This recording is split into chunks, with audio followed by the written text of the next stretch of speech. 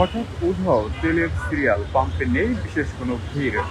দর্শক দেখছেন যুগান্তর লাইভ। আমরা এই মুহূর্তে যুক্ত আছি হোটেল ইন্টারকন্টিনেন্টালের সম্মুখে মেঘনা ফিলিং স্টেশনে, যেখানে গত কিছুদিন আগে আমরা দেখেছি যে তেলের জন্য বিশাল বিশাল সব সিরিয়াল দিয়ে বসে থাকতো ড্রাইভাররা, বিশেষ করে মোটর সাইকেল চালক এবং সেই সাথে যারা উবার চালক রয়েছে এবং অর্থাৎ প্রাইভেট কারগুলো, সেগুলো নিয়ে কিন্তু তাদের বিশাল সব সিরিয়াল কিন্তু আমরা লক্ষ্য করেছি। এবং শুধুমাত্র এই পাম্পটি নয়, রাজধানীর বেশ পাম্পগুলোতেই কিন্তু একই ধরনের চিত্র আমরা লক্ষ্য করেছিলাম। এবং সেই সিরিয়ালের যে দীর্ঘ লাইন, সেটি কিন্তু অনেক সময় আমরা যেমনটি দেখেছি যে মহাখালী রেল গেট থেকে শুরু করে বিজয় সরণি অবধিও পৌঁছে গিয়েছিল।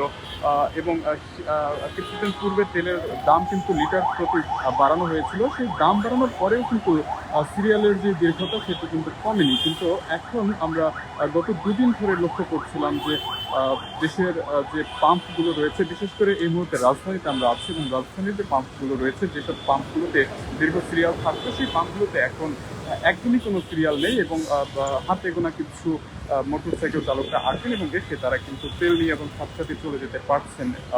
অনেকেই জানিয়েছেন যে 1 থেকে 2 মিনিটের বেশি এখন আর তাদের তেল নিতে সময় লাগছে না, যেখানে গত 2 থেকে 3 দিন আগেও তারা সিরিয়ালে অপেক্ষা করে 2 ঘন্টা কিংবা 3 ঘন্টা, কোনো কোনো সময় এর থেকে অধিক সময় সিরিয়ালের থেকেও কিন্তু তাদেরকে তেল নিতে হয়েছে। সেখানে এখন তারা 1 থেকে 2 মিনিটের ভিতরেই তেল পেয়ে যাচ্ছেন।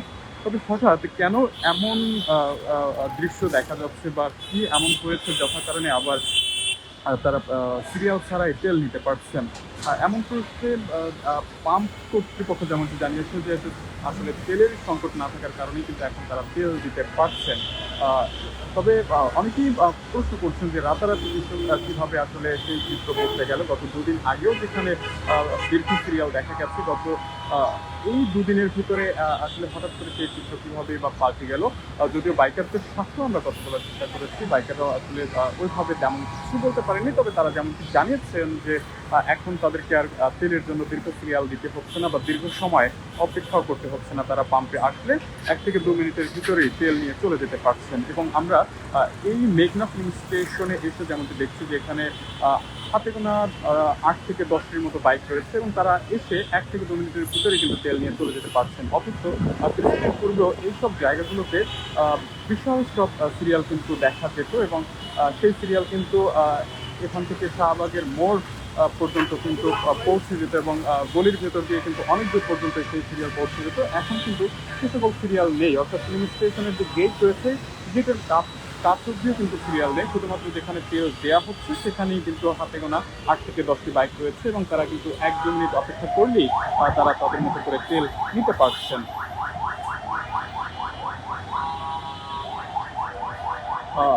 তেল নিয়ে যখন দীর্ঘ সিরিয়াল ছিল তখন কিন্তু অনেকেই মনে করছেন যে আমেরিকা এবং ইরানের ভেতরে যে চলমান যুদ্ধ ছিল, যথা কারণে ইরান হরমুজ প্রণালী বন্ধ করে দিয়েছিলেন, অর্থাৎ যেখান থেকে তেল নিয়ে আসা হতো সেই পথ বন্ধ করে দেওয়ার কারণে কিন্তু তেলের সংকট দেখা দিয়েছিল এবং সেই সংকটের প্রভাব এসে পড়েছিল বাংলাদেশেও।